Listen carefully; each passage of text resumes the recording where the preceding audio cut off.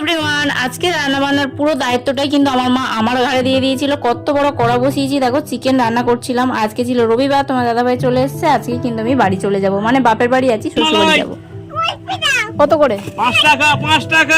যেহেতু প্রচন্ড গরম, তাই কিন্তু তোমার দাদাভাই সবাইকে আইসক্রিম কিনে দিল। আর আইসক্রিম খেতে খেতেই আমি রান্না শুরু করেছি। কুলফি শুনে মনে হয়েছিল আইসক্রিমটা বেশ ভালোই হবে, কিন্তু আসলে এই 5 টাকার কুলফি সেই কুলফির মতো টেস্ট ছিল না। বরবটি ভাজা ছিল আজকের মেনু। খাওয়া দাওয়া শেষে আমরা একটুখানি হাওয়া খেতে বাইরে বেরিয়ে গিয়েছিলাম। এটা হচ্ছে আমাদের পাশের পুকুরের নতুন বাঁধ দেওয়া হয়েছে, তো এই বাঁধে এসেছি হাওয়া খেতে। আর আমাদের এখানে এত হাওয়া যে গরমটা ঠিক মালুম হয় না।